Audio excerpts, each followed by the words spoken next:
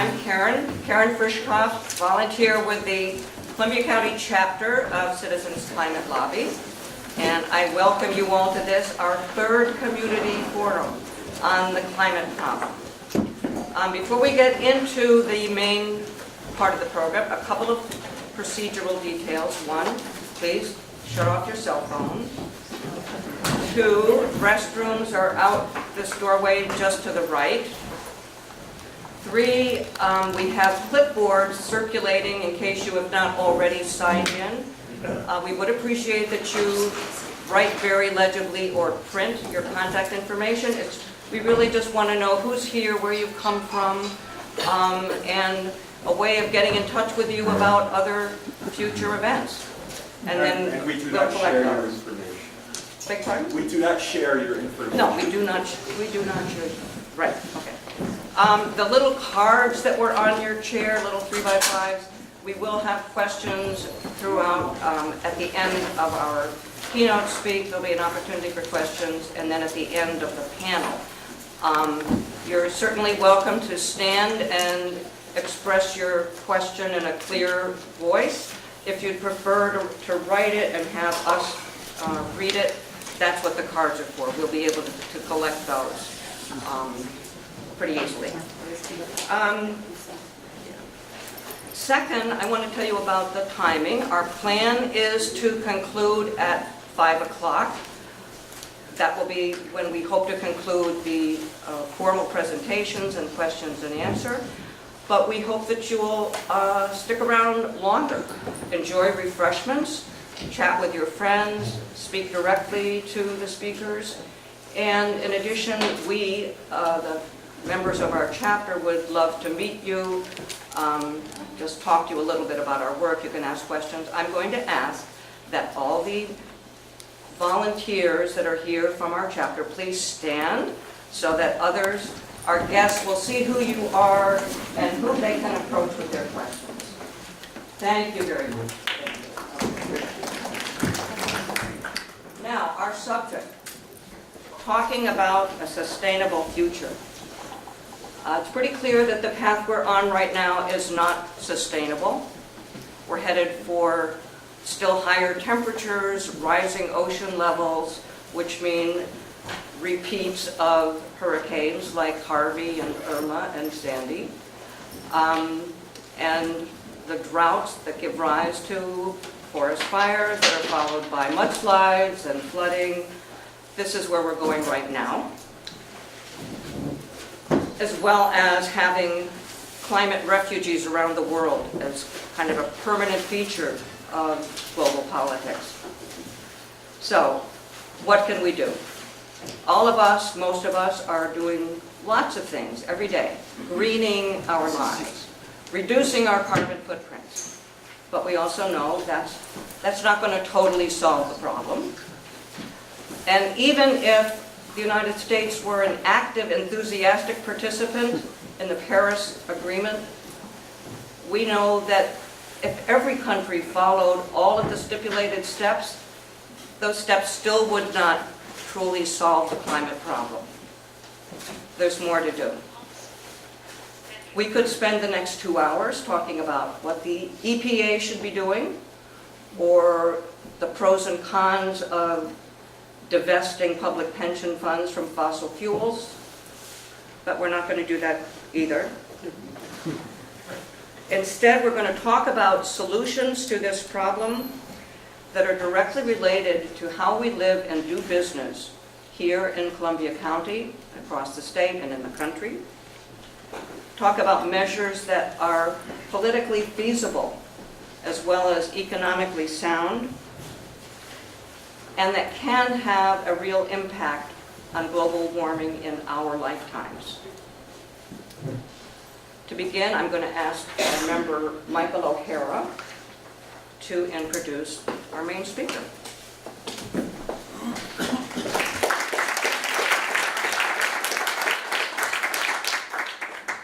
All right, welcome everybody. I met David Levine several years ago in connection with business as it relates to the environment, and I was always impressed by his diligence in collecting people who were not only serious about a bottom line, but serious about a triple bottom line. Doing things for your shareholders, for your community, and for your environment.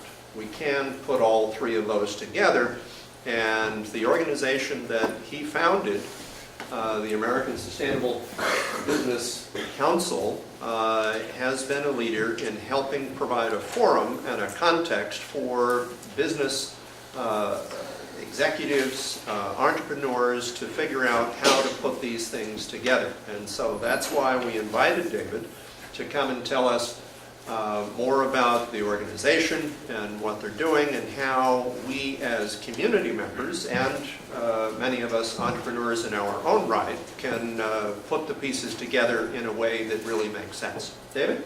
Great, thank you.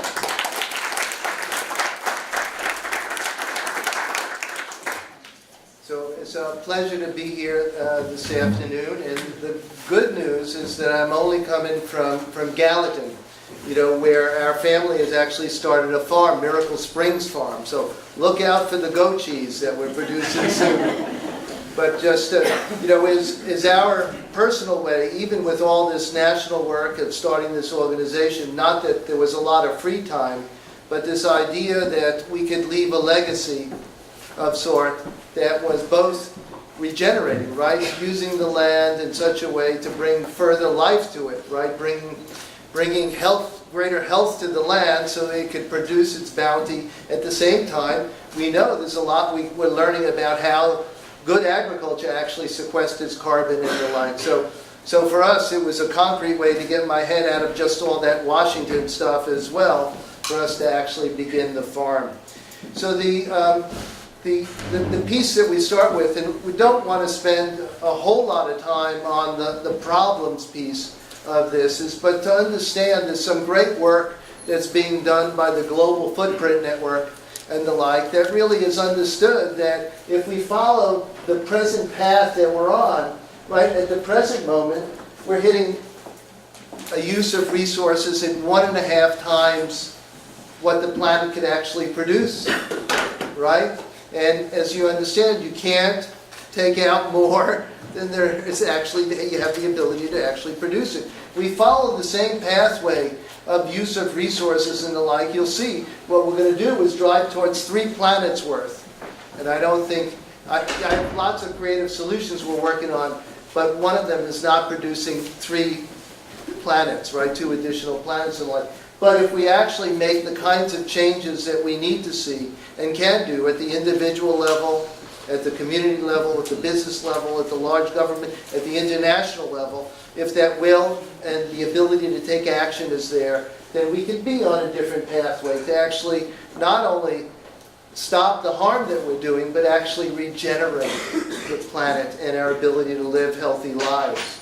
So, right, so as what was said earlier, sustainability is a framework that goes back a while now, right, as a way of sort of describing what we're calling also the triple bottom line, right, where you don't have to choose between what's good for business and what's good for the planet, what's good for business and what's good for your employees, what's good for business and what's good for the community and the like. It's a false economic argument that's been made by a number of very smart folks that have been working on this for 30, 40 years to get us to understand and to adopt this way of thinking about the economy. The good news is that there are many other folks that are thinking about it differently in business, right? And that's what we're thinking about here, is changing the way we're thinking, but also now changing the way that we act with this framework of sustainability at the core. So back in 2008, we sort of looked around and said, you know, what's going on? Why are we not moving towards what most of us would consider to be common sense solutions here, right? Oh, destroying the planet, how could that be good for, you know, for me and my grandchildren to come, right? Or any of those ways of thinking. So what we saw, though, was that, oh, when you look around, that argument harkens back to sort of the trees versus jobs, right? that was the way of playing that out. But of course, when you really worked it through, you could actually come up with solutions that enabled you to protect forests, but enabled you to still have industry in motion, right? And so the idea here, though, was that who's doing that? Well, when we looked around, it's the U.S. Chamber of Commerce, it's a number of the other trade associations, and they're lobbyists that were out there telling us this story about what we needed to pay attention. It's the same lobbyists that moved from the tobacco industry to the chemical industry to the climate work, right? Actually the same people in many cases that were using the same sort of create doubt, create misunderstandings, and then you'd be able to drive it and do it in the name of what's good for business. So what we did was also look around, and what we saw was that there had been an incredible growth of values-based businesses, businesses that were choosing a triple bottom line, whether they were calling it sustainability or just smart business, whether they were Main Street businesses or larger companies like the Eileen Fishes and Seven Generations, right? And Ben & Jerry's and Patagonia's, all those companies that have been at it for decades and decades now, but there had been now thousands, tens of thousands of other businesses that had emerged. So we asked the question, what if? What if we began to bring together a bunch of these different companies? What if we actually brought together a bunch of the business organizations that were out there, so together we would have a larger collective voice and power to engage, particularly in the decision making. Show up at the table. At first at the national level we started, and then at the state level, and then at the local level when we could, with business leaders that could be there to make the business case for why we need to take these kinds of actions, why we need to drive for a sustainable economy. Right? So we moved forward, and as a part of that, we understood that we needed to build some business organizations where they didn't exist. There were some groups like the South Carolina Small Business Chamber of Commerce that joined, or Local First Arizona, or P3 in Utah, right? So these groups were joining and were already state-based groups, but New York State didn't have a group, right? There was a business group devoted to engaging on policy for driving a sustainable economy. So we brought together the folks in Ithaca, in Binghamton, in Buffalo, in the Hudson Valley, and formed the New York State Sustainable Business Council. So we now have a business council here that's showing up in Albany, showing up in counties around the state in order to make a difference with this business voice and power. So part of what I want to offer, we're offering a bit today about the business perspective, but there is not one strategy that we're suggesting you pursue. That's why it takes a lot of us in order to have that kind of impact. And that's why we're building that business voice out there in order to be engaging as well. But the key here is that policy work is important, right? Driving new innovations, right? Businesses creating the solutions, whether it's the wind power, the new advances in photovoltaics, the new storage batteries, the new ways of addressing agriculture, the new energy efficiency solutions. There's tons of innovation opportunities. We need to be pursuing those at the same time.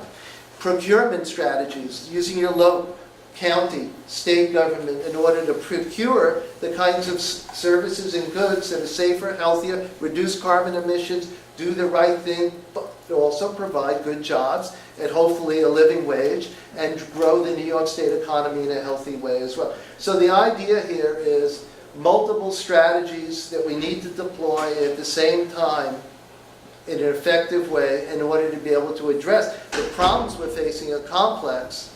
Therefore, the strategies we need to use to address them need to be, diverse as well. So if I leave you with anything is, let's not just say there's only one thing that we need to do here. We need to be acting at the local, at the state, at the national level. We need to be working with business. You need to use your individual power to make a change. All of this matters. I can dance to that maybe too. So the key here though is, even though the kind of things that we're talking about that I assume you subscribe to as well make a lot of sense, The reason we haven't gotten there is because there's an incredible power out there that's trying to keep us with the same economic paradigm. And there's a lot of money being thrown at it, right? We know that since Citizens United has gotten worse, we know that money in politics is a big problem, and it has a direct relationship to why we have the broken climate policies that we have, right? So, the idea here was that, we need to show up, in a different way, with this different voice and power of business leaders to say, it's not only what you can buy, in politics, it's coming in with a business case that actually makes good economic sense, that could talk about good jobs, that could talk about the solution. But we know we've been up, and we are up, a very powerful force that's throwing a lot of money, and this is just the money that the chamber is throwing around. The number of lobbyists, right? 20 lobbyists for every member of Congress that we know about, right? Besides the dark money, the folks that are showing up at the country clubs, the other places where it's not lobbying per se, right? So the key, though, is that we can show up with a different voice, and we need to make the economic argument. You talked about Sandy, we talked about Maria. The damage is astronomical, right? And it's going to only increase. So if anyone tells us that there's not an economic case against taking action on climate change, that is ridiculous. This is not about environmentalists just crying wolf here. This is impact on business that we're seeing here, and it's not even fully through. When we're done in Puerto Rico, I just got the calls from folks in Puerto Rico. It's worse than one could imagine. How many decades is it going to take, whenever, that we're going to actually see that kind of rebirth in that place as well. Businesses that we lost in New York State because of Sandy, never to come back again. Those were families. Those were integral parts of our community. So we need to be making this economic case over and over again as a part of the way we're doing what we're doing. And a key part here, is really, this is one tool that's out there, the Green Transition Scoreboard, that's been trying to track the green economy. Hazel Henderson, one of those pioneers in the space, and a woman in a very male-dominated space, by the way, but one of the pioneers in the space, worth checking out her work here. But we're seeing more and more, even Blackrock, right, one of the largest investment firms, their announcement just recently. So it's not just the boutique shops, the folks like Trillium Asset Management, Calvert, Pax World, Green Century funds that have been there with their carbon-free funds for years now. But you have the mainstream folks actually showing up and saying it's time. It's a bad investment to invest in fossil fuels. There are other investments to make out there. So important to hold it, but again, it's not just in renewables, it's the kind of chemicals we use. The chemical industry and the fossil fuel industry tied together. What we do in agriculture, tied together, right? These all have impacts on climate, right? All using a fossil fuel economy mentality and perspective. So, again, lots of different ways that businesses are taking action. So when the president decided we should pull out of the Paris Accord, we moved with other business organizations and started the We Are Still In movement and got thousands of businesses to say, we're still going to make our commitment. In fact, we're going to double down. We're going to do more than we did before. And what do we see also? Mayors, governors stepping up. There's soon to be a number of new actions being taken here on the East Coast. Great opportunities for legislators that are conscious of the fact that where there's no action in Washington or the wrong sorts of actions, that it's their time to step up as a leader. And that's the key. So at all levels now, we're seeing legislators, business leaders, community leaders stepping up to take greater action because of that kind of decision. But you also see important work, right? The great announcement by the governor and the mayor of New York City now to divest. We've been working on it for years, along with a number of other organizations. our New York State Sustainable Business 350.org. Some of you folks perhaps have been working on the divestment work as well. Key work in actually moving the pension funds and the like. But we were in there time and time again with investors and business leaders to make the business and economic case to say there's money to be made by moving it. There's risk. There's heavy risk if we stay in fossil fuels, right? So those sorts of arguments have actually broken the dam here and for New York to move here. And so there's a divestment movement in philanthropy, in universities. You know, we're trying to get our business leaders to think about their 401ks, right, and where they put the money. Great opportunities. Move the money towards the right thing. So whether it's your personal money or institutions that you work with, this is an opportunity. We had victory here. We had victory here. And this is by us all working together to move it. But you have new financing mechanisms like green building bonds. Every new green bond that gets offered gets doubly, triply subscribed. They fly off the shelves. So there's a hunger out there and an opportunity for us to drive positive change with our dollars by investing in the right sorts of things. And the key one here, you know, the American Sustainable Business Council is working now on carbon tax at the national level, right? Is one of what we think is the price carbon at the true value, move the economy in the right direction. But there's also carbon tax bills moving at a number of state levels, you know, Vermont, Massachusetts, here in New York. Opportunities for us to actually pass legislation to drive a price on carbon. And you know, when New York does it, it has an impact nationwide and even internationally. So big opportunity, but getting business leaders to be a part of these movements is what we're front and center. So these are all issues that ASBC is working on now in order to drive this change. Because why? This is just one survey that was out there. 7.7 million jobs internationally in 2014. The numbers have expanded since then. And this is just in renewable energy. If you take organic agriculture, is growing by double digits. Safer chemistry solutions, growing tremendously. You know, what we saw is that there's a 10% compounded annual growth in personal care products. 20% compounded annual growth in cleaning products. Right? Consumers, businesses are saying, this is our opportunity. Why wouldn't we want a healthier, safe product? Who wants to walk into a store and buy a toxic product? Made, of course, with toxic chemicals and petroleum products. That's why it makes good business sense. This is a no-brainer. But people, no-brainer means two things, right? It's either really simple or some of the people we're talking with. So make the jobs argument. Make the jobs argument as a part of it. So our business leaders have been showing up, you know, in Albany. They do, you know, once a year they do a complete gathering in Albany, besides bringing in scores of business leaders in order to make the business meet with all the legislators, move them on a number of different issues. So it's key to have them here in the state to work side by side with all of you to make these sorts of solutions known. So they and we at the national level moved the Business Against Fracking campaign.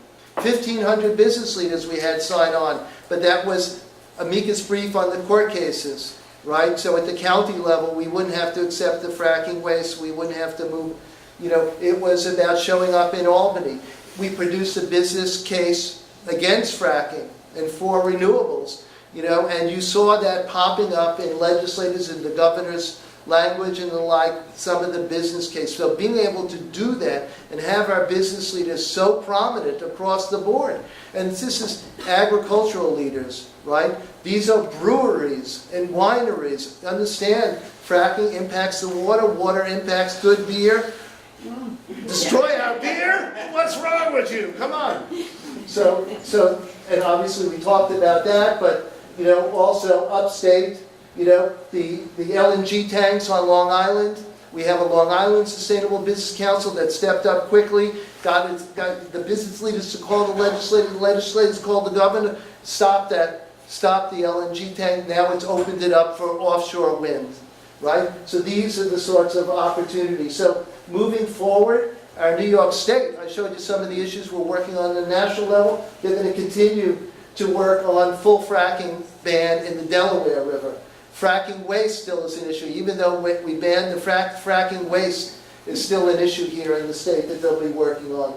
State divestment, how do we move that money? Let's keep this attention on the divestment decision. Community solar as a part of the solutions, and also pricing carbon. So those are business leaders that are ready to stand with you to help to drive in this next legislative session and on. So good issues with the New York State Sustainable Business Council. And then back to what I was saying earlier, these issues are tied to each other. So you can understand and have the conversation with business leaders across all sectors, right? So as we said, sustainable regenerative agriculture can sequester carbon, besides producing healthy and safe food that's not using petroleum products and toxic chemicals made from petroleum products, right? All of that, green building, so to get the developers to do the right thing when they're building, right? Building local economies as a part of this, creating the jobs in our communities here so that we're producing not only the right sorts of innovative solutions and technologies and implementing them, but we're creating jobs that pay well so they're reinvesting back in their community. Because when we do that, when we pay good wages and we take the high road with our businesses, which is another set of our campaign, they reinvest back in the same communities. It doesn't get shipped to overseas tax havens, right? It gets the butcher to the baker to the candlestick maker. It goes and circulates back in the community much longer. So think about a sustainable economy as a way to address across sectors, to address climate change as a part of the way that we work. So I'll end with just the importance of you all using your voice, but also reaching out. If you're not a business leader, use the business leaders. Why? Because we're able to sort of go toe-to-toe now, right? We're able to say, when they say it's bad for business, we have business leaders that say, I'm sorry, but this pathway towards a sustainable economy is good for business. When they said Keystone Pipeline, and we're going to lose those jobs, we said, false argument. The number of jobs you're talking about is not that high, and actually we can have 3 times that amount if we move on renewable energy. But to have business leaders saying it side by side to counter the U.S. Chamber, to counter the American Petroleum Institute, it matters. The media picked it up. The Washington Post, the New York Times said, oh, the U.S. Chamber, the American Petroleum Institute said, moving down this pathway, if we stop Keystone Pipeline, it'll be bad for business, it'll kill jobs.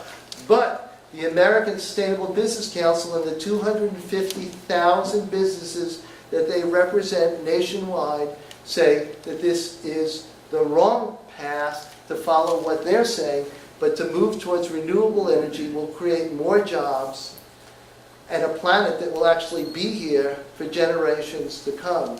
So I thank you for being here today, and we are here at the American Sustainable Business Council, the New York State Sustainable Business Council, to use that business voice to build the kinds of businesses, to build the kind of the economy, so that we can have the kind of society that actually recognize the benefits of people, planet, and profit as well. So thank you very much.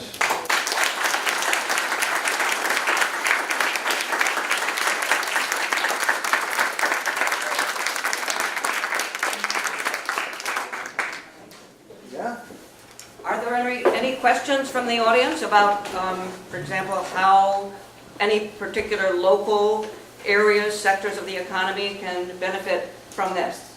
Yes. I have a two-part question. The first would be getting back to the no-brainer reference. Our warrant-in-chief, as you know, is promoting coal over renewable sources, most recently with a tariff imposed on solar panels.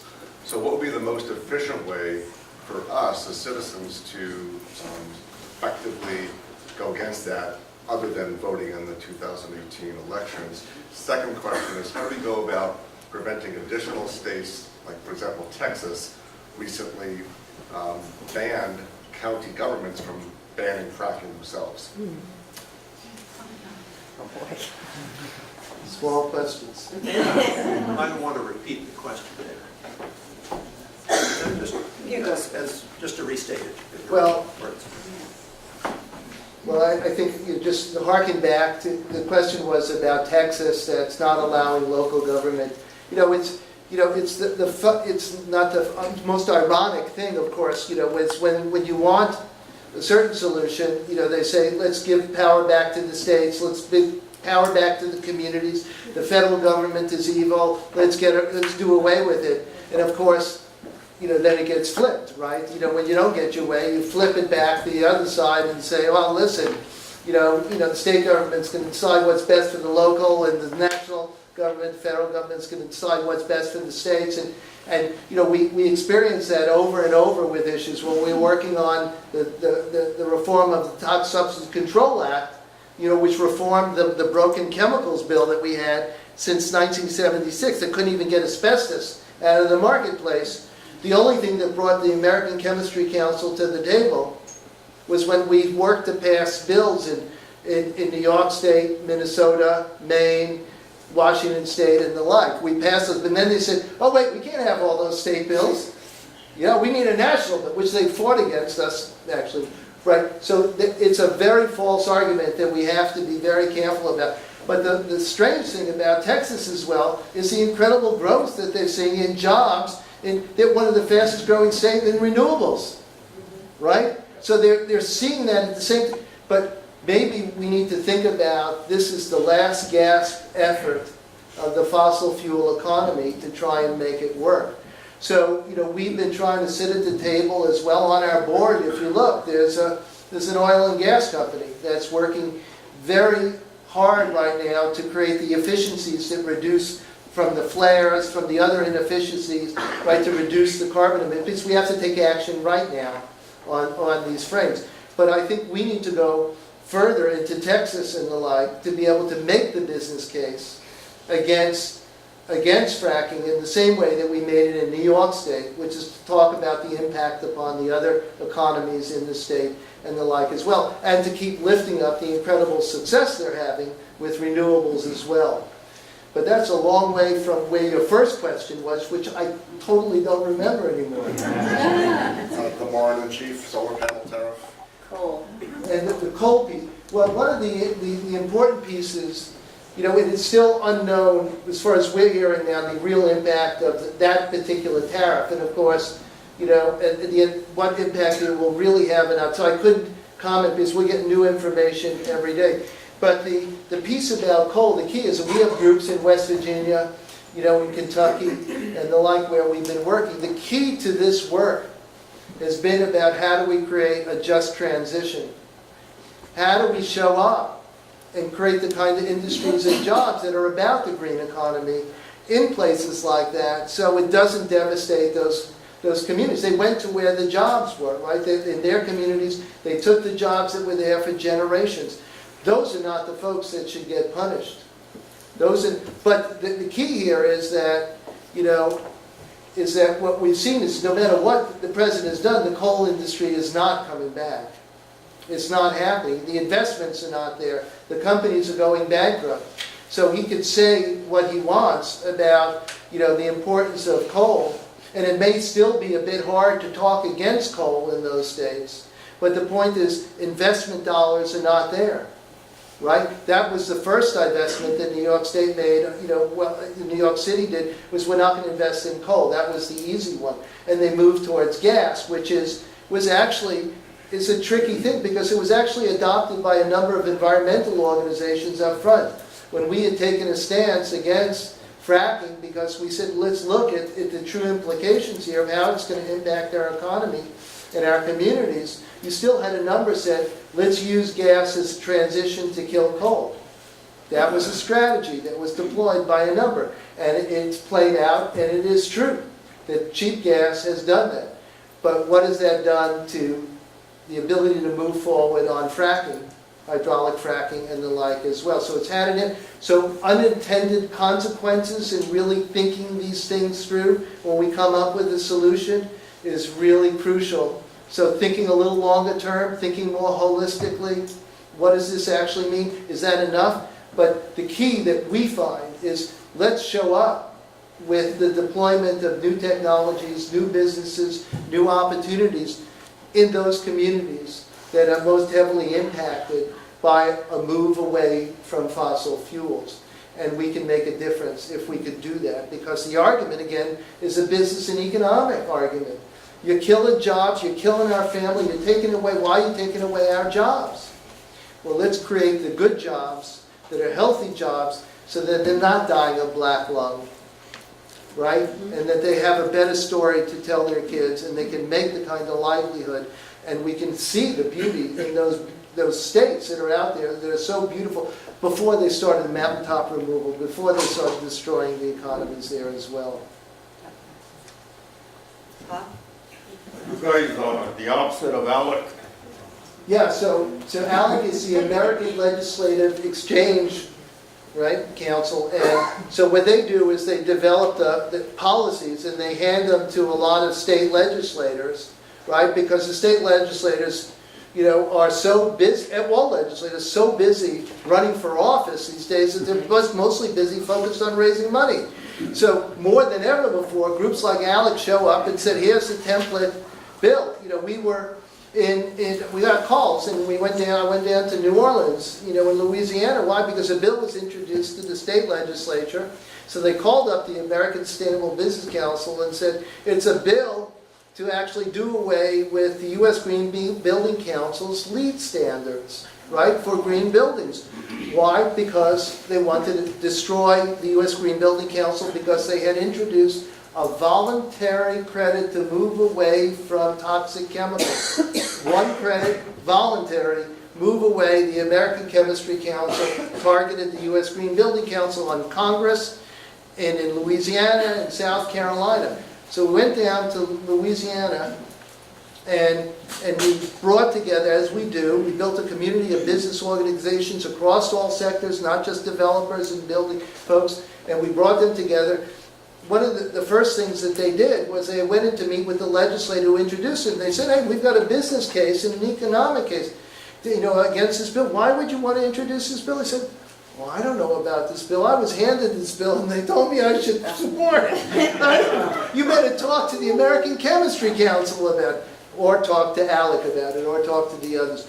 Our job is in part to actually advocate for the policies and go out there. And sometimes we actually do work on actually writing the bills and try and do this in this frame to add the business case to it. So when advocates, when legislators are sitting down to craft a bill, you know, we want to encourage them to invite the sustainable business community to the table, because we can help to build in a business case from the very beginning of the bill so that it could be favorable for business, so they can't use that same argument in the same way anymore. So I think it's crucial, and we're working on a number of bills, even in California now, to how do we support more of the sustainable business community with the kinds of bills, and I think we could do that in New York State. We've been doing a lot of work on procurement and the like to lift up that community, so good opportunities there. Thank you. Thank Yeah? you very much.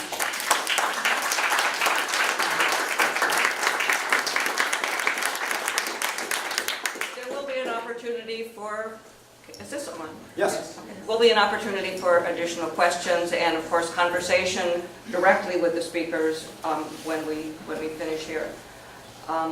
But that's very encouraging, and I hope that you have some literature or cards in case people do want to contact you after and this they can event. just go to, you know, to look up the American Sustainable Business Council or the New York State Sustainable Business Council, but there's some cards there on the table as well. Great, okay. Our next speaker It's was... right there too. Here it is, look at that. Our next speaker was going to be Professor Sarah Hsu, economics associate professor from SUNY New Paltz, who played an instrumental part in creating a New York State bill for a carbon tax. Professor Hsu is homesick, so we do have her PowerPoint. Michael O'Hara is going to present a good part of that, and Sarah will be able to talk with us by an electronic phone hookup, so we'll hear a little bit about what she has to say. Okay.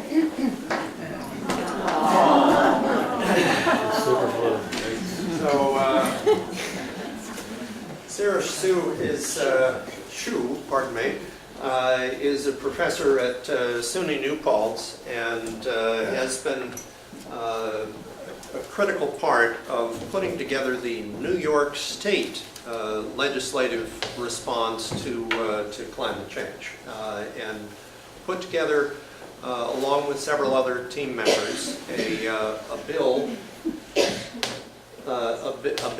that is aimed at creating a New York State-specific carbon tax. So her presentation.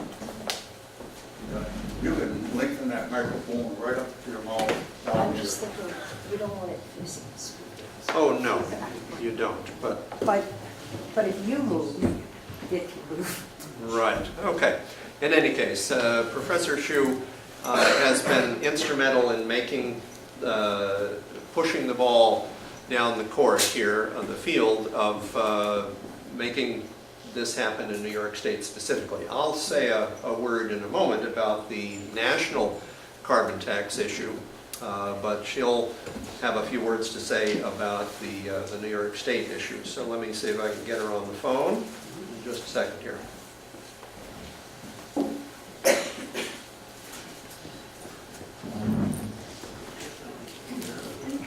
Hi, Sarah. We're ready for you. Just a moment. I'll plug you in. All right, you're on. Great. Thank you so much to both Karen and Michael for inviting me to this event. And I'm really sorry that I can't be there. Actually, I've been in bed for the past 2 days. My daughter and I both have the super flu, so we wish that we could be there, but perhaps next time. But I wanted to talk about the carbon tax for New York State. So looking at slide 3. We know that climate change is happening. We're here to talk about a carbon tax. And I believe we're all on the same page, but sometimes it helps to think about these reminders from the scientific community that the scientific evidence for warming of the climate system is unequivocal. And there's a lot of evidence from the Intergovernmental Panel on Climate Change and many other areas of science. We know that the sea levels are rising. So the global sea level rose about 6.7 inches in the last century, and the rate of increase in the last decade is about double that of the last century, and it's happening more and more rapidly. And this is happening as global temperatures rise. We know that overall, on average, even though there is some disparity between the temperatures in various locations on the Earth, generally there's a global temperature rise. So all 3 major global surface temperature reconstructions show that the Earth has warmed since 1880. And it can be scientifically proven, it has been, that most of the warming has occurred since the 1970s, with the 20 warmest years having occurred since 1981, and 10 of the warmest years in the past 12 years. And this is due to human activity. We know that it's due to human activity. So going to the next slide, additional evidence is warming oceans. So the oceans have absorbed a lot of the increased heat as the Earth's temperature rises, and this has resulted in the oceans warming up. We know that there are also retreating glaciers. The glaciers are melting. Well, they're not really retreating, they're melting, they're disappearing. This is happening all over the Earth, in the Alps, the Himalayas, Andes, the Rockies, Alaska, and Africa. And we also have experienced a lot of extreme events. The number of record high temperature events has been increasing, and low temperature events has been decreasing. We've also experienced firsthand a lot of intense rainfall and storms. Very intense hurricanes that are affecting us. They're now becoming increasingly devastating every time they hit. So This is all due to the rise in carbon dioxide. It's man-made emissions that come from, and you can go to the next slide, the blue slide. This is from man-made emissions from vehicles and from residential and commercial properties. And these produce carbon dioxide, which has increased greatly. You can see that the current level of atmospheric carbon dioxide has increased above the 1950 level. It's gone above that dotted line up to a very high level at its current level. And this is the greenhouse gas, along with other greenhouse gas, that causes climate change to happen. It's causing the global warming and other extreme events to happen. So we also see evidence, if you go to the slide after that, of climate change in New York. The climate models of New York State show that the temperatures across our state will increase by about 1.5 to 3 degrees Fahrenheit by the 2020s, and then 3 to 5.5 degrees by the 2050s, and 4 to 9 degrees Fahrenheit by the 2080s. And we've heard from some legislators who have talked to farmers that the farmers say that this is changing what they can grow. It's changing the types of crops that they're able to grow in New York State, and it's changing the growing season as well. So it's becoming very volatile, and it's having big effects on the fragile ecosystem. This is also really much faster than the 0.6 degree Fahrenheit per decade increase since 1970 that we've experienced so far. The sea level and the Hudson River rise are projected at 1 to 5 inches by the 2020s, 5 to 12 inches by the 2050s, and 8 to 23 inches by the 2080s. So in some areas, especially areas that are directly next to the Hudson River and that are relatively low-lying, some of the areas are going to be, to a large extent, underwater. A lot of the places that are close to the Hudson River, and also other parts of the state that are close to the coast. So going to the next slide, this is why carbon pricing policy is necessary. So on slide 7, we know that we have some good existing policy initiatives, but right now it's not enough. Right now, we have something in place that prices carbon, that provides some incentives to reduce carbon emissions. That is the Regional Greenhouse Gas Initiative. And this has had a positive impact on energy usage in the state, but we have to go further if we're going to reach our emissions goal of 40 million metric tons of CO2 by 2050.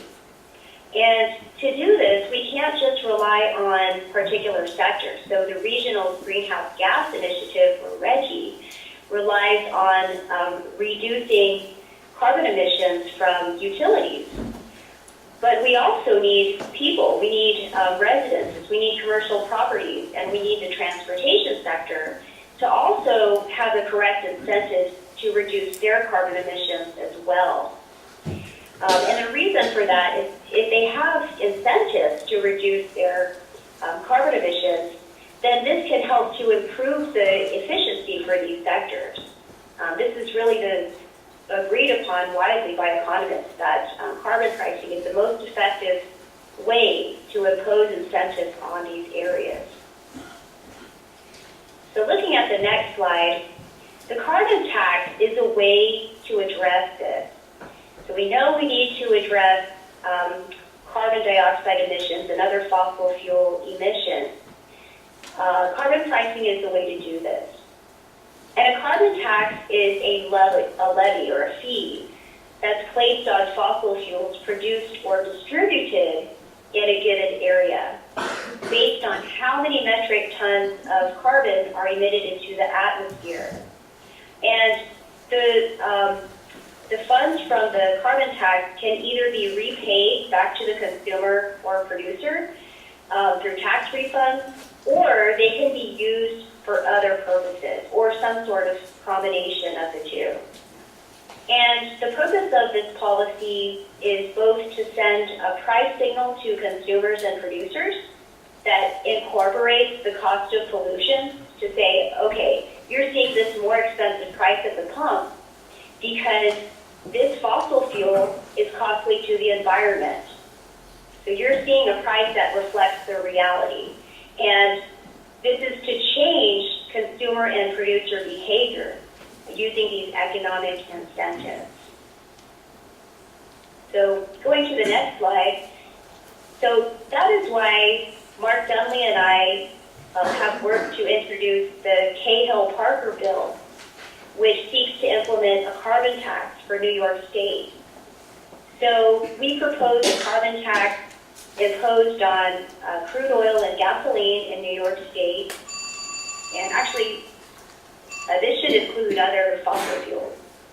At a rate equivalent to $185 per metric ton of CO2. And this would generate revenue while also addressing climate change. So the tax currently proposed would start at $35 and increase at $15 per year until reaching $185. For our bill, actually the information is based on Mark's survey of environmental organizations, and he found that people were in favor of $185 going up to that amount, and people were in favor of using the revenues for various purposes. So we decided to split the revenues according to what people wanted. 60% of the revenues would be returned to low and moderate income households, people who couldn't afford the carbon tax, while 40% would go to climate change adaptation to reduce the risk of climate change, as well as to mass transit and to the transition or changeover to renewable energy. So finally, the last slide looks at the impact of the carbon tax. So I did an analysis, a relatively brief study, given our limited resources, but valuable nevertheless. And we found that the carbon tax would reduce CO2 emissions and cut them by over 1/2, and that carbon tax revenues would amount to over $14 billion per year. So this would leave about $5.6 billion to programs like mass transit, climate change adaptation, and transition to renewable energy. And $8.4 billion would go to the poorest people to help shield them from the burden of this tax. In addition, we note that returning the funds to the poor will shift people's spending away from fossil fuels and towards consumption of other goods. And this has been found in our study and many other studies to actually be very job creating, because people are then spending their money on other things, and this has the effect of creating employment and other knock-on effects in other industries. So this is why we propose a carbon tax for New York State. We think it's really timely. Right now, we can't really afford to not address climate change. We can't afford not to have a carbon tax. And we know that at the national level, a carbon tax does not seem very likely. We believe that New York State could be a leader in this area. So that's all.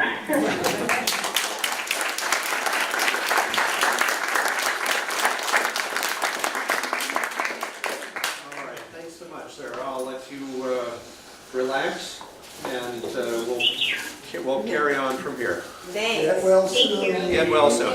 Yes. Thank you. You're up. I'm going to ask Michael to kind of address the challenge that Sarah raised, saying that, well, we know that there cannot be legislation at the national level. That's why we've got to see that something happens in New York State. Michael, do you feel up to addressing that challenge? Oh, no, I can't do that. Yes. Would you like to defer to Mark Dunley at this point? Well, you know, the It could go either way. the sequence, because she just brought up the issue of New York State specific, so perhaps we ought to continue down that Okay. lane Good enough. and have Mark elaborate on the actual process that they're going through to make that happen. And then I'll broaden it to the national level. Okay. Well, thank you, and I'm sorry Sarah can't be here. And so I actually work with a lot of different groups, and so I'm with the Green Education Legal Fund. So I tell people, if you really disagree with something I say, blame that on the Green Education Legal Fund. And then I also done a lot of work with 350.org. I was the legislative coordinator for the People's Climate Movement in New York City. We were the host group of that 400,000 little rally put together a couple of years ago. And I'm also presently doing some consultant work for the New York Public Interest Research Group. But about 4 years ago, because of probably a lot of the incredible work that people in this room did, somehow Governor Cuomo said we're going to stop fracking. Which is a tremendous, I never believed that was possible. And during the course of that campaign, people like Mark Ruffalo and others had asked a couple of professors, Mark Jacobson at Stanford, Bob Howard, Tony Grazia at Cornell, to do a study on whether or not it was technically feasible to move New York State to 100% clean energy for everything by 2030. And like a lot of people in this room, I know how to beat bad stuff. I know you guys beat, what was it, 15 years ago, that cement plant, down here in Hudson. I mean, all you got to do is just basically do nothing else for 5 or 6 years, and you can beat it. But the problem is sort of like whack-a-mole. If you beat one thing, something else just keeps on popping up. And it's much harder to actually put the positive things into place. And so I said, I want to take that 100% by 2030 and make it real. And so there were 3 pieces of legislation that I helped draft. One is a bill that's in there now. We're about to redo it with Food and Water Watch. It's 100% by 2030. The other one was with 350 to get the state to divest from fossil fuels. We kind of won it in New York City, and we're a little bit there at the state level. And the third was the carbon tax. And Sarah laid out a lot of things. And she'd been working with Kevin Cahill, who's the Assembly member from New Paltz, who at that point was chair of the Assembly Energy Committee. He no longer is. And what we had done is we had polled about 120 different organizations. Because I think both Sarah and I, to us the bottom line is we want a carbon tax that is robust enough to actually reduce fossil fuel emissions. For instance, Reggie has not done that, the regional greenhouse gas emission, which is a cap and trade program which has problems in itself, but at $6 a ton, it has not had an impact on emissions. Emissions have come down otherwise, but not because of the $6 a ton. And there's a lot of debate really within the community about where do you spend the revenue? And that's always the big thing. Because I want to get to 100% clean energy by 2030, I support a lot of investment in wind and solar and energy conservation. The surprising thing, honestly, CCL has done a tremendous amount of great work educating people about the carbon tax, and has particularly been pushing 100% fee and dividend, which I'm sure you're going to talk about later. What is surprising to me is that actually polls show that there's more support if you rebate part of the carbon tax to renewable energy. And it's not a tremendous difference. There's about a 4% difference in the poll, but it's particularly strong among Republicans. And that's counterintuitive, but every poll we've seen shows that.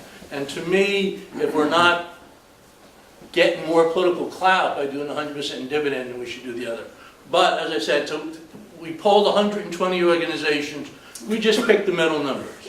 And we have said whatever consensus emerges among the climate change community, we're happy to go with. Because our bottom line is we want a carbon tax, and we want it big enough to drive down emissions, and that's why we do the $35 a ton. So we've gotten the bill introduced. I will say, some people here may know this coalition called New York Renews, and they have a lot of community groups, environmental groups, particularly bringing some environmental justice organizations. And they've been working for 3 years, 4 years now to try to develop a carbon tax. And so they hope to be able to introduce a bill. There is a sheet over there that's sort of explaining their provision. And we have told Senator Cahill, if he wants to introduce that bill rather than our bill, we won't object. I'm not sure he's going to do that because it's a 67-page bill and it's rather complex. It's a brilliant bill and there's a lot of good things. But that's putting a little bit more momentum into the carbon tax issue because they're bringing in some new players to the thing. Now, the other thing that's really, this is a pretty sophisticated room, I can tell. So you probably know that the Republicans control the Senate, even though they're the minority. And that's sort of the big problem. And the other big problem is the governor, because he just doesn't like anything with the word tax in it. Which is why, because you guys call it, or some of you, call it the fee and dividend. And we try that with the governor, but that doesn't particularly persuade him.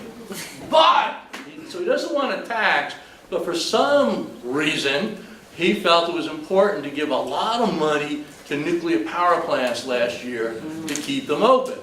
Now, his first idea on how to do it, the United States Supreme Court ruled illegal. It was an interference with the wholesale electric market. It was a Maryland case, but it reflected what New York was trying to do. So literally, at the last moment, or 2 weeks ago, he rechanged his entire theory and came up with carbon pricing. And so he said, let's give a bailout to nuclear power based on carbon pricing, the social cost of carbon, because he claims, not entirely correctly, that nuclear power is carbon free. So suddenly he came up with a $7.6 billion bailout over 12 years, when we started out at $59 million a year. $59 million a year was bad. 7.6 billion. It was, sort of blew our minds. We actually just did win a court ruling this week saying that our lawsuit against that's going to proceed. It's being dragged by Clearwater, is the lead group on it. But the important thing about this, it is now the other wholesale electric producers in New York State say, isn't that nice? A $7.6 billion bailout for 3 little power plants on carbon pricing? So if you're going to give them $7.6 billion, where's our bailout? And they have come up with the New York State Independent System Operators, their own carbon pricing scheme now. So suddenly this is a lot more play in the state legislature than had been done previously. We thought, got an agreement from the chair of the Assembly Energy Committee, Assemblywoman Paulin, to finally hold a hearing this year on the carbon tax. Unfortunately, after she agreed to do the hearing, they moved her to another position. So a new gentleman from Staten Island is the chair. So we're not sure we're going to get that hearing on the carbon tax that we were promised. But we are going to try to make, a big fight, over that. And as I said, New York Renews is coming in and putting a lot of more pressure on it. But people are talking a lot more about the carbon tax in New York State legislature and the New York State government because of the nuclear bailout than they have been doing previously. So this is a lot more live issue than has been done previously. Now, one of the problems that I've had with the governor is that all his goals for renewable energy, 50% by 2030, which I think is way too low, it's not going to avoid catastrophic climate change, is only based on electrical production. Now, electricity accounts for less than a quarter of the state's carbon footprint. More than a third comes from transportation, and another third comes from heating and cooling buildings, and then about 9-10% comes from agriculture. So all the governor's been focusing upon is this 25%. And that's been one of our concerns about the carbon pricing is that RGGI, for instance, which just got renewed, only deals with electric production. Now, there has been this effort over the last 10 years driven out of Georgetown that involves all the northeastern states. It's called the Transportation and Climate Initiative. And so they are going to look at some type of pricing, probably carbon pricing of some nature, for transportation.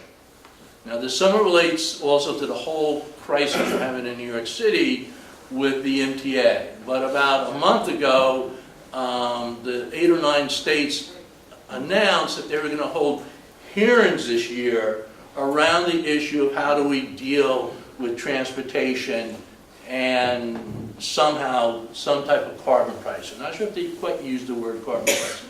Unfortunately, though, while New York State was part of that press release, they didn't commit to do the hearings, but Massachusetts did. Massachusetts seems to be the state. So there's a lot of discussion now about, A, the possibility of a regional greenhouse carbon tax, you know, trying to get the states. And there's also the possibility that they'll take RGGI, which, as I said, is inadequate, and possibly put transportation into that system. So all that is making it, you know, a little bit more of a viable issue. Now, in the New York State government, pretty much all energy policy, the legislature had nothing to do with for the last 15, 20 years. And part of that is the gridlock, but all the stuff that the Cuomo's been doing on renewable energy, he's been doing administratively. He's been doing it to the Public Service Commission, to the Reform and Energy Vision, to the Clean Energy Standard, and it actually was started under Pataki. So the legislature hasn't really played much of a role in climate change or energy policy or carbon pricing. So we're trying to get them to step up, trying to put pressure on the Assembly. Unfortunately, to a lot of legislators, their solution is everything is elect Democrats to control the Senate. And I said, well, we keep on doing that, and you still don't get it. So it's sort of a very, you know, slow progress in that way, but we are trying to put pressure on them. And one of the things that David did mention, and it particularly relates to Assemblymember D.D. Barrett, is also the issue of regenerative agriculture. Because agriculture has been something that the legislature and the governor has completely ignored in terms of climate change. So D.D. did put a bill in to basically provide tax credits to farmers if they engage in regenerative agriculture practices. And we did get $50,000 in last year's state budget in order to study the tax credit issue. So, you know, this issue will be raised again, you know, in the legislative process. Whether we'll get it or not, you know, is sort of, you know, unclear. And I don't know if Michael's going to get into this, but, I mean, everybody these days supports a carbon tax. Even the New York State Business Council told me they supported the carbon tax. They said, well, of course, we support it at the international level, not at the state level. And I said, that's great. The New York State Business Council is now in support of a world government. So wonderful, you know, to see you guys, you know, doing it. And one of the language that, like New York News is talking about is they want to make it, you know, corporate polluters pay. You know, it is estimated that the number of people who die on an annual basis in New York State from breathing, you know, the emissions from burning fossil fuels is somewhere between 3,000, which is the more standard number, but other studies have showed it as high as 20,000 people on an annual basis. It's not insignificant. And it's also estimated the damages that are caused by burning fossil fuels in New York State is about $30 billion on an annual basis. And when the World Bank, as I always say, that leftist, you know, think tank, you know, when they have come out and said that, you know, we're providing a $5 trillion annual subsidy worldwide to the burning of fossil fuels, they're not talking primarily about direct subsidies. They're primarily talking about the fact that we're allowing these companies to burn the fossil fuels to create asthma, to create air pollution problems, and we're not charging them for that. And so we do try to sort of hit that number hard with them. And as you may know, the governor has, not the governor, New York State has a $4 billion deficit this year that is facing.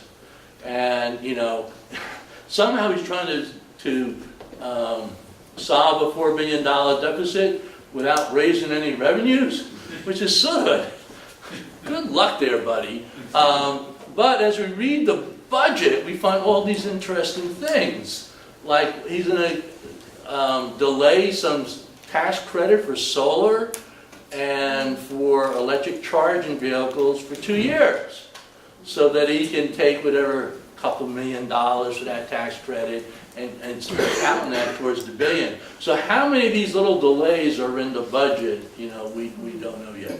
So I'm probably about out of time. Well, yeah. Yeah, okay. And so we need people to talk, you know, honestly, I said that Dee Barrett's on the regenerative agriculture stuff, so that's really good. You know, talking to her about doing, you know, the carbon tax type of thing.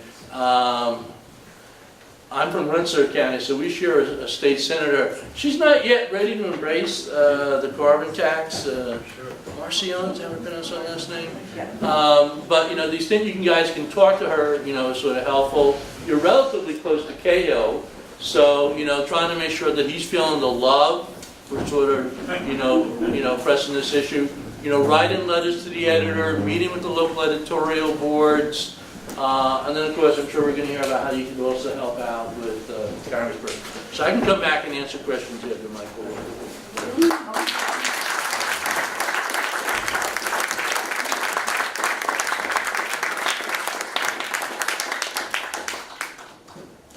Thank you very much. And thank you to the students who came and heard a lot of helpful information, I hope. Okay. Michael, will you be, as soon as you got your connectivity? Ready you are. Okay. And just give a, maybe before you start, just talk a little bit about how you've come to be interested in this issue, what you've been doing.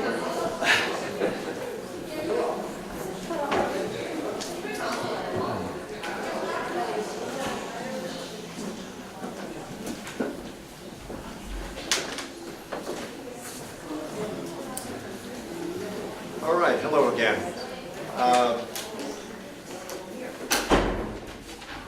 I've been involved with Citizens Climate Lobby for 4 years now as part of the, I guess, one of the founding members of our chapter here in Columbia County. Citizens Climate Lobby has been around for 10 years, and we have some national scope that we're primarily focused on. We have members all over the world, but the organization was founded on the idea that we ought to be able to do something with a concerted, organized, and intelligent approach to moving a legislative process along with lobbying, a different kind of lobbying, but lobbying nonetheless. So my background in environmental work goes back quite a long way, and my interest in sustainable energy and agriculture and building design is all competing for my attention. There's a lot of different things that one might do if you have a mind to.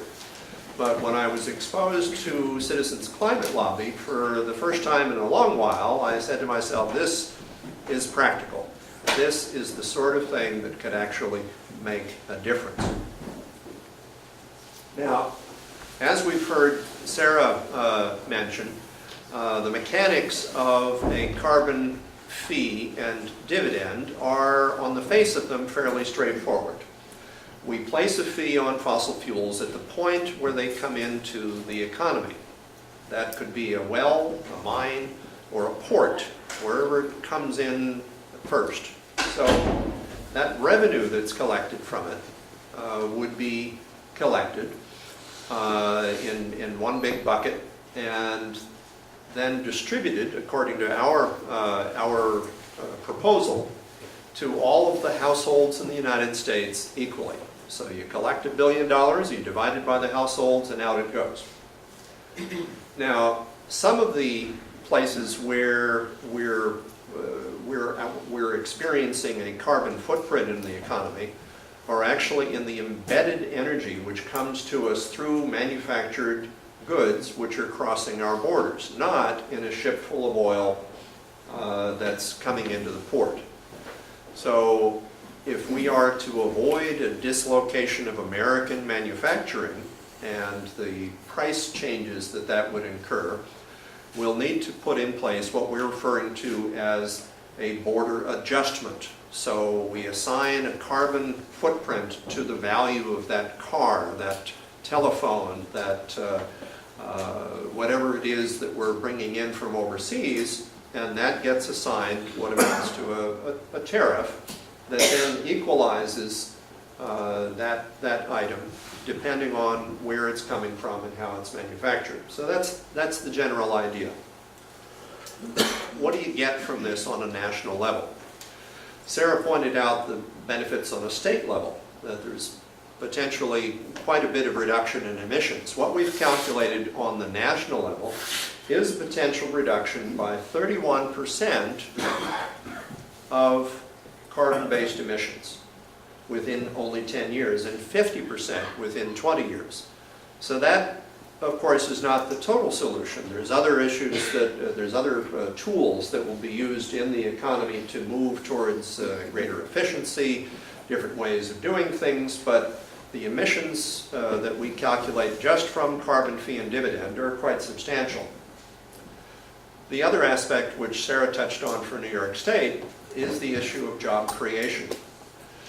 When the rebate comes to a household that is living paycheck to paycheck, it goes directly into the local economy.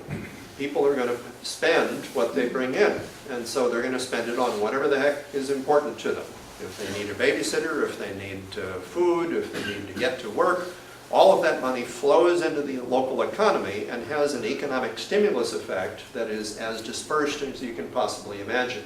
So somebody is going to get paid for those things, and what has been calculated is the effect of 2.1 million new jobs over the course of 10 years and almost 3 million new jobs over the course of 20 years. This then has an effect on gross domestic product. We're looking at an increase somewhere in the range over the next 10 years of $70 to $85 billion of increased economic activity per year and going up into 1.3 trillion over the next 20 years.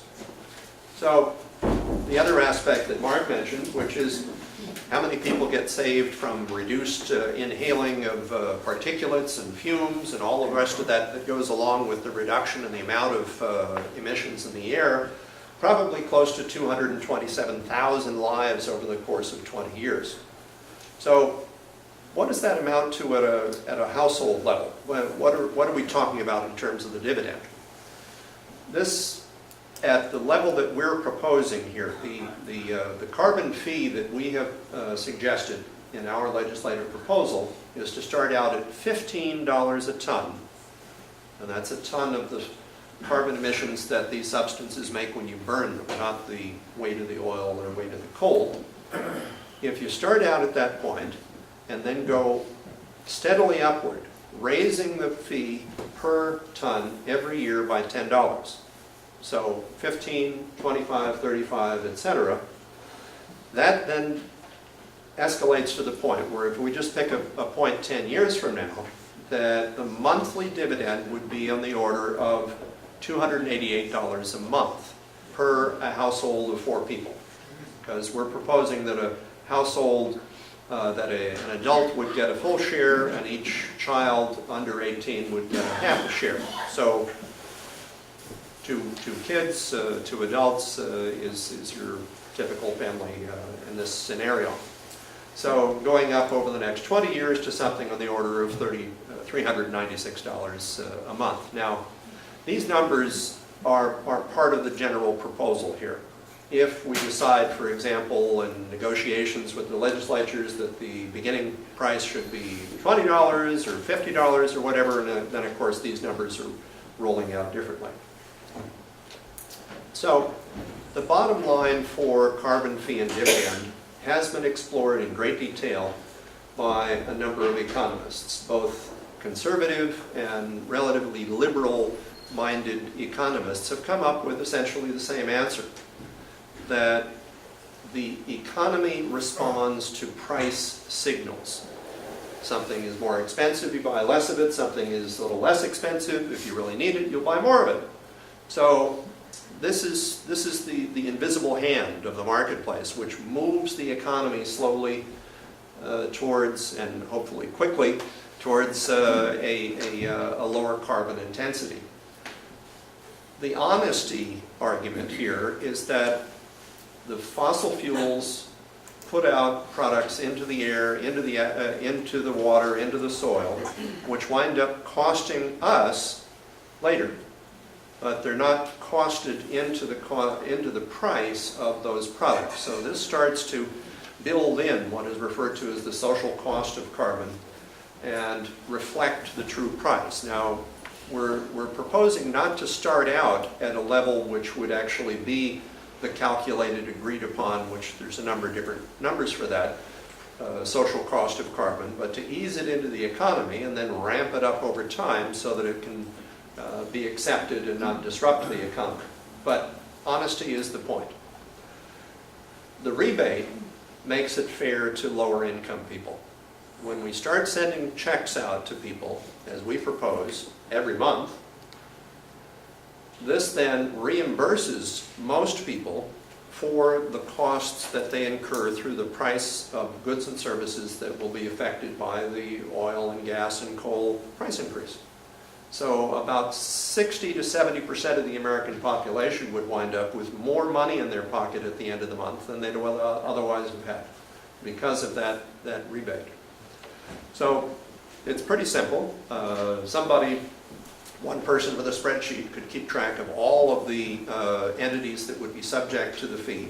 It's just a few hundred entities that are operating the oil and the gas and so forth. It's not a very complex issue. From a business point of view, the business owner who is going to be purchasing capital equipment, a new manufacturing system, a new truck, a new packaging system, they can think about it ahead and say, well, now the $15 a ton is going to affect me in a relatively modest, almost insignificant way. But what's that going to be in 5 years, 10 years? Well, my new equipment that I'm going to buy, which is going to last me 20 years, I better take those into account. But it's predictable. It's not the ups and downs of the financial markets. It's something you can look at a calendar and say, okay, here's my plan. And it's also friendly to the economy in the way that I explained about the economic stimulus. Now, the way that we are marketing this idea has to do with the points that I made, but it also has to do with appealing to politicians who we're selling this idea to, who are regulation averse. They would just as soon not impose any regulation. They would just as soon not have a new law. Well, here's something that fits into the business community, just like any other fee or tax would, that is going to be viewed by many as not just a instruction to not do something or to do something. It's just building in a cost that then will be flowing through the economy, and therefore for a lot of people, especially on the Republican side of the House, more acceptable than a regulation that says you can only emit a certain amount of carbon per unit of production and so forth. So it gives the entities that are going to produce something choice about how they're going to do it. Now, the idea here is to move the economy through, and we're talking about that with as many people as we can. The federal legislative situation has been looking dim to many people. We have a disastrous situation right now with the president and the head of the EPA and all of that we hear about in the news every day. So it's not that we can give up, though. That's not the right way to go. But what we are working on is Republican members of Congress, MOCs. We're putting ourselves out to them and moving the dial along by making relationships with congressmen that would otherwise think that this is not something they want to do, and incorporating the sort of work from people like the American Sustainable Business Council, getting businesses to join in the fight to make sure that they are adding their voice to make that happen. Now, we're not able to raise a whole lot of money for paying for campaigns, paying for dinners out with the legislatures, but we do have the power of our presence. What we've been doing in Citizens Climate Lobby is building relationships. We've been doing over I think this is the numbers from 2016.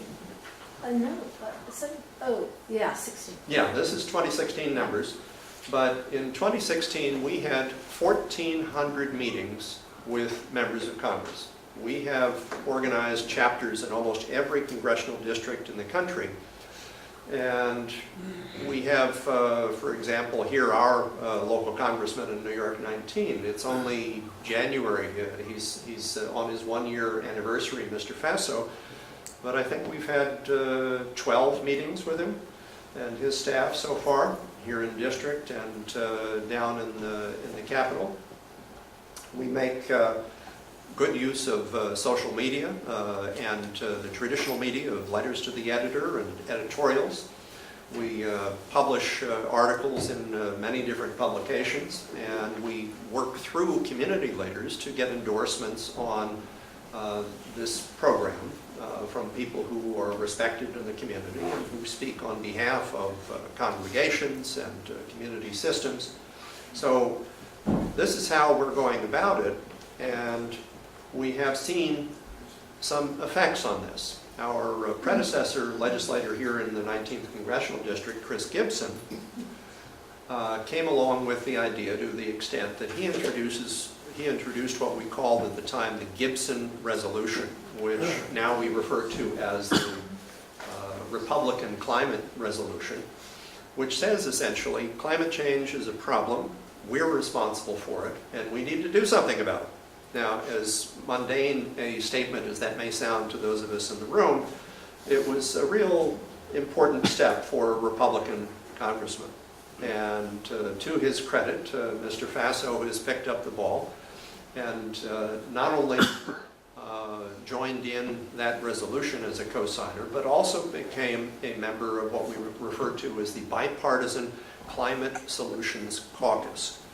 Now, this is a group that comprises equal members of both sides of Congress, and we're now up to 68 members, which is half Republicans and half Democrats. If a member of either party wants to join this club, which meets monthly to talk about solutions to the climate crisis, they need to bring somebody from the other party with them. So they have to join 2 by 2. It's kind of like Noah's Ark here. That this has actually become a potentially important block in Congress.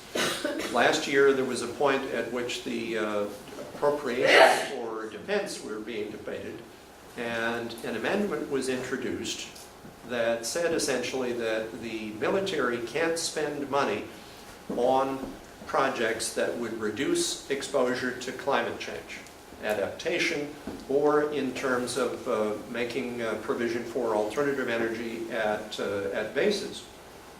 And this group essentially voted as a bloc to overturn that amendment and make sure that it was not part of the appropriations process for the Defense Department that year. So they are an influence, and I hope that they will continue to be an influence as they discuss this amongst themselves and see what they can do about it. So we do track our relationships with these guys, and we have seen in our own numbers that we are starting to have a positive effect here. We are known to them. We are not somebody who just comes in once a year, and I think this is actually having support. The other way in which we see a support is from the conservative side, which includes certain long-standing businesses which have been antagonistic to environmental causes in general, in a proposal that was made last year by a group called the Climate Leadership Council, which includes former members of the Bush administration, the Reagan administration, at very high levels, who are longtime conservatives and respected economists in their own profession, who have proposed something which is very much like ours, which has some important differences to it, but be that as it may, it's a real step in the right direction. And they are separately advocating for much the same thing that we're talking about. So that's also a good sign. Now, we have a few members of us here in this room, but we're a small portion of what we think now is probably close to 100,000 people that are part of the volunteer force. We are an almost entirely volunteer force, but we have a very small staff at headquarters that helps coordinate things and organize our national convention and lobbying days. But we also are working more and more at the state and local level. Now, as Mark mentioned, and Sarah, there's some very interesting things going on in the New England states. Massachusetts, Vermont, Connecticut, Rhode Island have all been talking very seriously and a bit farther along than New York State is about putting a carbon tax in place. And we are totally supportive of the efforts that Mark and Sue and their colleagues have been making at the New York State level. Our stance is that as long as it puts a price on carbon and doesn't negatively impact the poor people of New York State, then let's make it happen. That's in whatever way it can happen. So one of the Republican congressmen that we have brought in as part of the Climate Solutions Caucus is Mia Love, a Republican out of Utah, and she said some very nice things about us. It not only changed my mind about involvement, but changed my heart about what we should be doing. Well, bravo to Mia Love. She's on the right track here, and we're going to do our best to keep the ball rolling in that direction. Now, there's a bunch of us with Citizens Climate Lobby badges on here at the event today. If you have any more questions about this, please feel free to ask. But essentially what we do is offer an introduction by conference call on Wednesday nights that anybody anywhere in the world can dial into. And we have our website, which somebody can easily find out all you want to know and more about what we're doing. As well as we have our local chapter meetings depending on what part of the state you live in, and we'd be happy to have you on. Thanks. Okay. Very,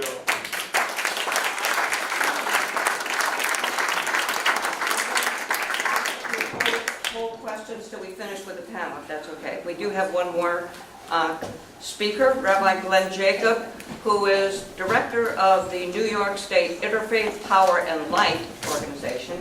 He is active in the group Mark Dunley mentioned that has New York Renews, which has put together a massive bill with lots of provisions on carbon pricing in New York. And it's particularly interesting, I think, to have, although most of this talk has been about money, the economy, a lot of people in this room and elsewhere are interested in how this should affect ordinary people, people who are maybe more conservative in their approach, people members of religious organizations regardless of denomination. And I'm sure we're going to hear about that from Rabbi Glenn.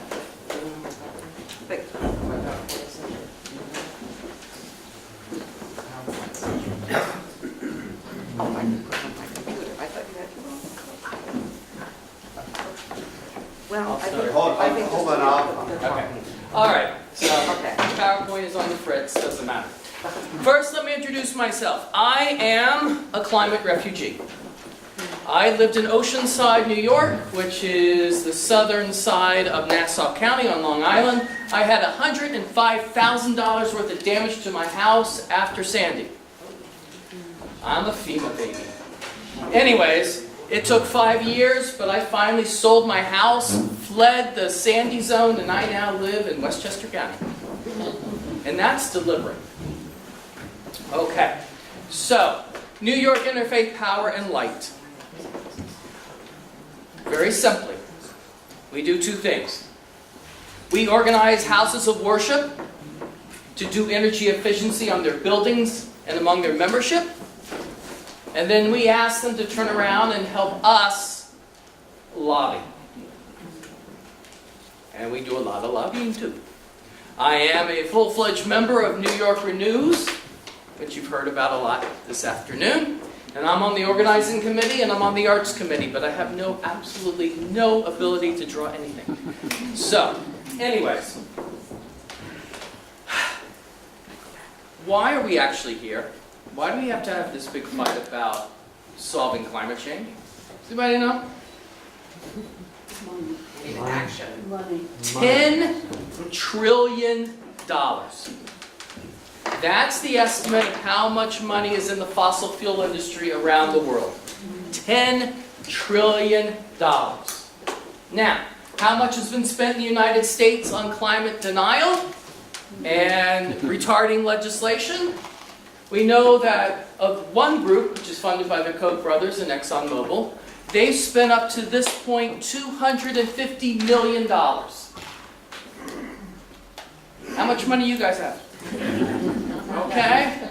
So, we don't have the money to match them dollar for dollar. But you heard that. So what happens? Well, it's you guys. We organize at the grassroots because every politician would like to keep their job. And I'd like them to keep their job as long as they're doing their job. It's not a matter of what party you belong to. It's a matter of doing the job of the people. So, here's how it's worked. Along came this great guy who had been toiling away in the House of Representatives for some years in New York State, and his name was Gibson. And some people had finally gotten through to his office and said, you know, you really do believe in climate change. Why don't you make a statement? Why don't you step forward? And he listened. But then, you know, he had $250 million worth of lobbyists crashing him down saying, why would you do something like that? Don't you know you'll kill your career? And they were pushing. And yet his conscience was getting to him. And it seemed that he was going to do it, and then he held back. And again, and he held back. Finally, a group of Quakers, you know, friends, put together a coalition of religious leaders. And they went to Representative Gibson's office. And the first thing he said to them after they introduced themselves and their topic, the first thing he said to them was, where have you been? I never hear from the churches and the houses of worship in my district. They never say a word. I assume you guys were all against it because you never said anything. And the second thing he said, which was an ask, was, look, I'm almost ready to back this resolution, but the only way I'll do it is if I know that the churches and the houses of worship in my district are going to back me up. Are they going to stand behind me and give me their moral authority to make this resolution? And of course, the people around the room said, yes. That's why you have New York Interfaith Power and Light. Okay. This is what we do. We take actual buildings, every building that is a church or a synagogue or even a mosque and some sanghas, in New York State was probably built between 1945 and 1970. Can I tell you how energy efficient those buildings are? Can I tell you how much the board of directors of any given church, synagogue, mosque, or sangha is crying, we don't have the money to fix it? What are we going to do? Ah, I see some of you go to church. Okay. This is exactly where we step in. So I have my crew of technical experts who are actually fairly, some of them are religious, I actually have a bunch of humanists. I'll get to that in a minute. But we help churches, synagogues, any house of worship across New York State come up with a plan to stop burning watts. That's what we say. We want you to stop burning watts. Fossil fuel. Fossil fuel. Watts. There's two sides to this. Energy production and energy consumption. And both of them are moral issues. So the first is, stop burning watts. Once we get congregations to learn that they save money, like maybe swapping out that commercial refrigerator in the kitchen for a consumer model, what a relief. Saves 80%. Once we do that, then we can start working with them on fiduciary responsibility. That is, ensuring that that house of worship stays open, not just for another year, but maybe for 50 years. And that's where we get to fossil fuels. Because if they can put solar up on that roof, they don't have to pay the energy bills of prior years. That means they have a fiduciary action in place that will guarantee no matter how much the congregation ages, they can continue. No matter how rich or poor the next generation is that's coming into the house of worship, they can continue. Now, on the other side is consumption. That is, who's generating and what, and that's where the lobbying comes in. Now, we're crossing into new territories. We now have community solar. Well, where is community solar going to go, in physically speaking, in the urban or metropolitan areas of New York State? Who's got the property? Who's got the roof space? Churches! And who has the moral standing to actually do it? Churches! All right? So there's a lot that needs to be done. But most importantly, what I want all of you to understand, whether you belong to a church or not, in fact, it's even more important if you don't belong to a house of worship, but you believe that there's a moral duty here. You see, if you believe that, then you're a humanist. Maybe you're an atheist, but philosophy is a dirty word. There is a large group of people in these United States who believe that they should do something on climate change. Not because they're going to get a reward, or that they're going to get a punishment. Who do this not because they're going to go to heaven, or fear if they don't, they're going to go to hell. They do it because they are compelled. And as I tell all of my worshiping congregations I work with, you need to learn from these people. It's not a matter of reward and punishment. It's not even a matter of belief in God.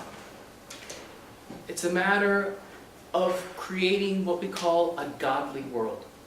And if you can imagine what a godly world looks like, and by the way, you're all in this room, you already got it. If you can imagine what a godly world looks like, then you're responsible. And that's why we came. Okay.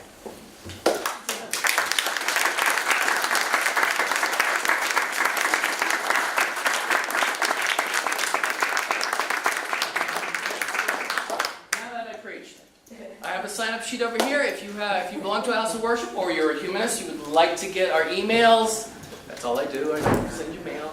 But, or you'd like to be part of the lobbying efforts from a moral imperative point of view, we do all of that, and you're all welcome to join in. If you'd like me to come to your church, your synagogue, your mosque, your sangha, your hut and back, sign up and let me know.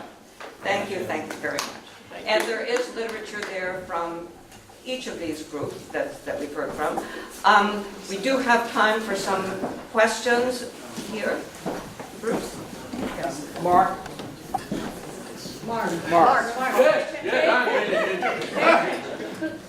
Well, one of the things we don't want in New York is to go through what Washington State went through. Can you talk a little bit about what you see as the state of cooperation or not cooperation, competition among some of the different environmental groups in New York and how we're doing on that? Well, I think it's getting better. In the state of Washington, there was a referendum on a carbon tax. I think it was the 100% fee and dividend. And the sort of labor, environmental justice, big environmental groups didn't support it and were trying to do it legislatively. And so they opposed the referendum. It still got, surprisingly to me, 40%. So, as I said earlier, sort of the groups in Washington that opposed that referendum would be the equivalent to New York Renews. And all these fights tended to be over how you spend the money more than anything else. And so I'm not going to say the effort that Sarah and myself and others have been working on is a massive effort. And so what we have told New York Renews, if your bill actually gets introduced, certainly we're going to be positively supportive of it, not particularly saying it's a better bill, but, that we're willing to support that bill and to try to, get groups to work together. There is definitely, it's been less on carbon tax, where it tends to be the friction in New York State has been the gas pipeline people. And some of the big environmental groups, and to be honest, New York Renews have not always been willing to oppose natural gas and fossil fuel infrastructure on one reason. Some of them believe it's a clean bridge fuel, which we don't, because natural gas, methane is 80 times more potent as a greenhouse gas than carbon dioxide. And then some of the unions are concerned about jobs. So there's been more friction over the fossil fuel infrastructure. There seems to be less friction over the carbon tax, other than one group, and that's the national group Food and Water Watch, who is opposed to a carbon tax because they believe it's a market-based solution. And a lot of us, for instance, oppose, like Reggie and Cap and Trade, the Pope, opposes it for, it's often basically traded on the back of low-income people across the planet. But I think people are consciously in New York making the effort to try to work together and try to see if people can change their language a bit so it's more inclusive. Like my coalition believes that we should be getting 100% by 2030 because we don't believe we survive catastrophic climate change with 100% by 2050. And so we've been meeting with New York News to say, we understand why you're doing 2050. Can't we just both say we want 100% as soon as possible and try to use language? And we find, for instance, on our 100% by 2030 coalition, we have 110 organizations. The Renew thing has 110 organizations. 80% are exactly the same. And 80% of our bill sponsors, because most of the grassroots people, they just want action on climate change. They're not fighting over it's the leadership that fights, it's not the grassroots. Before I take another question, we've got lots of them. I want Iona to mention something about ways that people here before you leave, and I'm hoping that you will stay after 5 o'clock, can express your interest in getting some kind of legislation that we're talking about passed. Yeah, somebody's got them, but, Doug has them. So what we have is just a form that you can fill out. It's really easy, and it's called a constituent comment form. We use that in a lot of our plans. So just fill it out before you go, and what we're going to, it's called Dear Legislator, gives you check marks on the reasons that you care about climate change, a space to give a personal statement like why you care about climate change or that you support carbon pricing or whatever. Write your name and address clearly, and we will send it to your U.S. Senator, your member of Congress, and your state representatives. So if you just fill that one thing out, that's just, if all of us did that, that'd be very, very helpful. And why they need to do it here rather than... Why they need to do it here? Yeah, do it here because if you don't, It's hard to collect them. it's not going to happen, pretty much. And I'm sorry, is it online?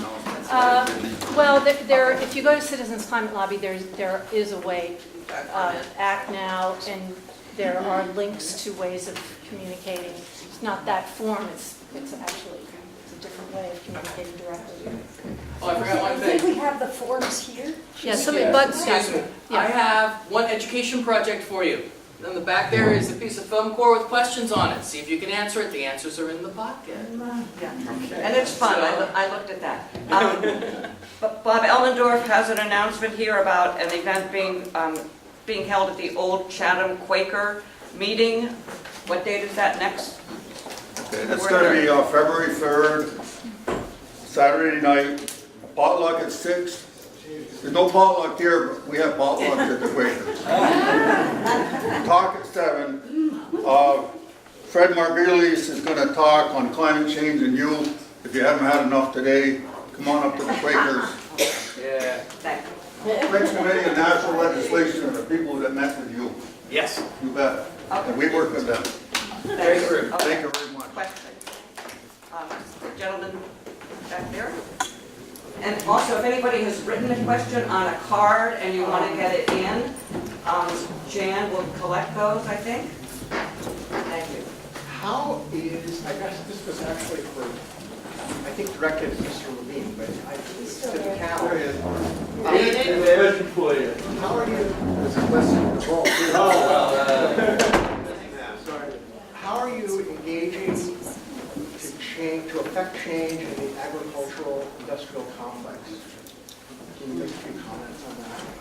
Yeah, so I'd say, part of the ways is that some of the companies that we're working with, there's a new effort by Dr. Bronner's, Rodale, Patagonia, and others to actually move forward with the regenerative agriculture certification that takes us beyond organic use, to take into consideration a bunch of the others. So part of it is that work, but a number of other companies that are using agriculture as a part of their supply chain are trying to step up their efforts in order to be able to have a greater impact. So there was, whether you look at palm oil type coalition that had formed to try and address the big problems of deforestation and other problems that were occurring because of the use of palm oil that shows up in a bunch of the eco-cleaners and the like, over to other aspects of this that impact land use,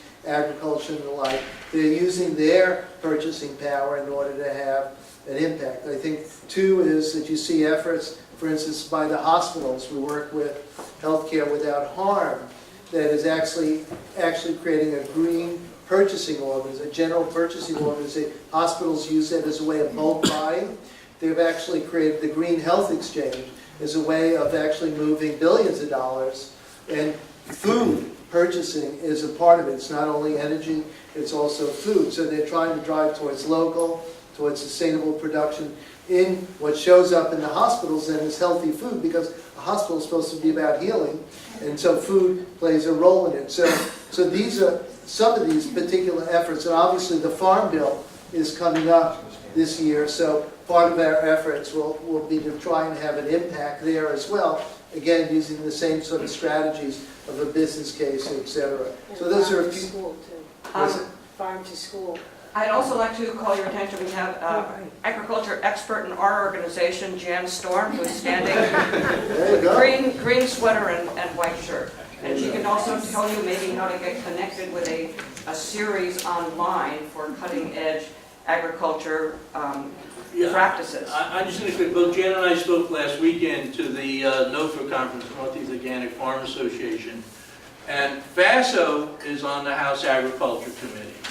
And you may remember before FASO, there was Gibson, and before Gibson, there was Gillibrand. And we did a lot of work. I used to run a statewide anti-hunger organization for 30 years, did a lot of work with the Farm Bureau on food policy issues. Gillibrand has really become good on agriculture issues. She's really good on hunger, but she's also open to agriculture. She's on the Senate Agriculture Committee, and she still believes she represents us. So she is pretty open, and you guys can bring her in and talk to her about this stuff. I just want to say that I don't think those constituent letter forms are on the table. So There's some going around right now. There are. I'll stick some Sending them around on a clipboard. There's a couple clipboards. Okay. Dr. Schoenfeld. we could just keep Well, going. thank you, Karen. Okay, I have a question for Mark, kind of getting down a little bit into the weeds of the New York State carbon, or the Park and Capo bill. Wow. Which is, I'm sorry, yeah, you're talking about really pricing carbon in New York State. I have a couple of questions about that. And one is, which I've been getting questions about, is the southern tier or the southern border of New York State. Because if we price carbon in New York State, if we price carbon in New York State, especially, we have this really long border along the south, and people and businesses are going to be encouraged to either buy products or relocate across the border to avoid the carbon pricing. I mean, how's the best way to address that, and how's the best way to speak to our New York State representatives about this? Well, this is often, to be honest, when I turn to Sarah in the meetings to say, Sarah, can you explain it? But as Mike said, there are some cross-border adjustments issues that are put into the state bill, but it also is one of the reasons Pennsylvania has not been part of the discussion. But it is one of the reasons why people are very interested more in what these carbon tax, so we can get 4 or 5 of the other states together. So that is definitely an issue. People are aware of it. They're trying to address it. Maybe Mike can speak it better. He was doing better with his presentation. But Sarah has a good answer. Right. I think the point is that it's not clear yet. One of the proposals has been to compensate, to have a kind of a border adjustment that would be addressed at specific distributors of fossil fuel related items that are close to the border. But that hasn't been refined to the point that it would really make an argument. And we could ask Sarah, maybe we could have an email list, we could send out Sarah's response. Just one more quick question is, how or where would the carbon pricing be imposed? At the distribution, right. Not at the retail level. So that But you would feel it, of course, at the we would retail feel level. it, but in other words, wholesale level. specifically, who would be paying that tax? At the wholesale level, how does the energy come into? The problem is, if you put it at the distribution level, then you have to put in another set of legislation that says the cost can be passed down to the consumer. No, I understand Otherwise, that. they don't pay anything, it just goes on our bill. But specifically, I mean, that's kind of a vague thing for me, is where is the wholesale level in New York State? Producer. It's such, well, we don't produce No, oil or gas. Or, I got the answer to that. yes, sir. I worked for New York State Tax and Finance for 20 years, and they deal with this a lot because they have all kinds of motor fuel taxes and everything. They always talk about point of origin, point of source and whatnot. And the expertise lies, and they would be, if you had a carbon tax in New York State, that would be the agency that would impose and regulate that tax. They have already in place, when you're talking about what would be the, you're talking about point of sale, the mine, however it comes in, they can deal with all this. It's not their first rodeo. Thank you. Okay, yeah. I'm just curious to know The if microphone. Thank you so much. And I'm curious to know if you've looked at the book Drawdown, a new book by Paul Hawken, and if there's any talk about doing anything with the that comprehensive plan to reverse climate change. I know there's going to be a conference in October at the Omega Institute in Rhinebeck with Paul Hawken and his team of mathematicians. I'm just curious to know if you're paying attention to that. People have looked at the bill, at the book. I've not heard anybody in the state legislature talk about doing anything with it. But people have definitely, but there's also lots of other reports out there as well. You know, like the climate mobilization put out a whole victory plan, which is the fastest to get 100% by 2025. And it's been the most comprehensive plan I've seen so far. What's it called? It's the climate mobilization, and I think it's called the victory plan. All right, time for maybe two more. This is for the fee and dividend man. I'm sorry, I don't remember your name. I'm good. Can Then you you gotta hear speak me? louder. Or stand. All right. Can you please help me understand, in the fee and dividend model, how exactly how would that translate into those reductions?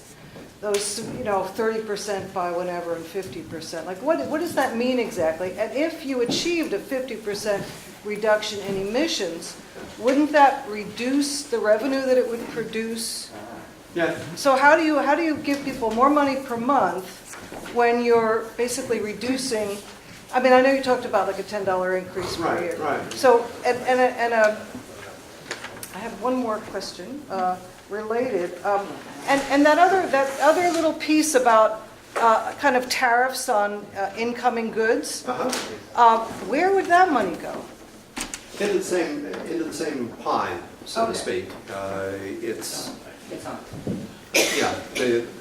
Let me address it in both of those cases.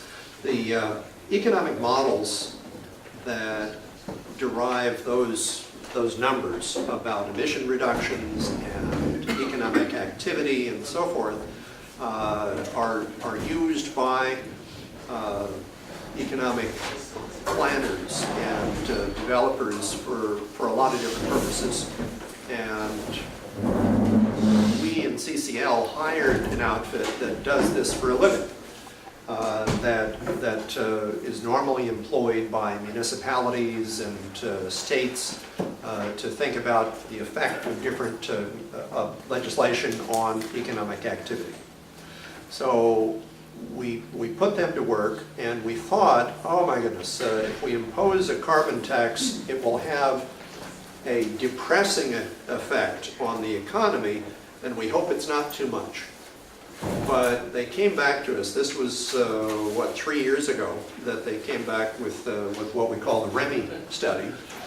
And it was actually quite positive. It showed that in most areas of the country, and they broke the country up into 10 different geographic areas, that the models that they had developed over many years of what effect a given price would have on behavior in a particular kind of economy or a particular kind of product, and the depth of it is beyond my grasp, but apparently these folks are well respected, that it came back that it would actually have this stimulative effect that I mentioned in my presentation.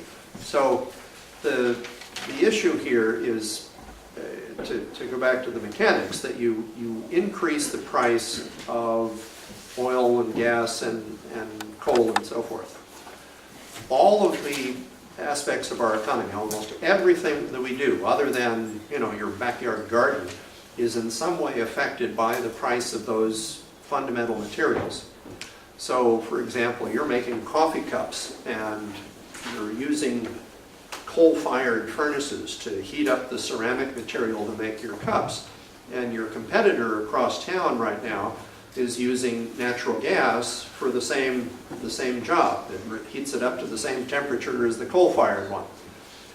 If we raise the price of carbon, the coal will become, relatively speaking, more expensive, and it will give your competitor an advantage over you. So you, as the manufacturer, are going to tend to think about getting a natural gas-fired furnace the next time you upgrade. So working down the line to the consumer level, you go to the store and you want to buy a coffee cup. You may not care about the carbon footprint of a given coffee cup. You see two coffee cups on the table, one of them is $1, the other one is $1.25. You're going to tend to buy the one that is 25 cents less. So that effect then will have a consequence for you. You're going to have 25 cents more in your pocket just from having chosen that. The manufacturers will choose to develop their processes so that they are more efficient, and everything that goes along with that, the packaging, the shipping, the retailing, the lighting, the building heat, all of those things will be affected and ripple through the economy. So the effect can then be translated into the environmental effects of each of those activities, about the way that that packaging is done, even though we're perhaps not saying you shouldn't cut down, you know, a forest or use that kind of plastic in your packaging. Well, which of those kinds of packaging is less expensive, Mr. Purchasing Agent? When you're planning for the project of doing something, the price, I mean... Does that answer your question? Yes. As much as I admire what David is doing about green industry, this is green neutral. This is saying here's the price signal that will drive these activities, and we can calculate the effects going downstream. So, sorry to be I too just want long-winded to there. quickly add one thing. We've actually been asking for a feasibility study by the state legislature on all these questions, because we had it done in Massachusetts and it's been done in Oregon. We did get the governor last year to do a study on how fast can we move to 100% clean energy, and that's supposed to come out in the next 2 weeks. But we'd like to have a separate study on all these questions around the carbon. Okay, I think that's, thank you. I do think that that's kind of as far as we can go with this forum, but stand up, go back, get some wine, get some bread and cheese, talk to each other, do ask questions.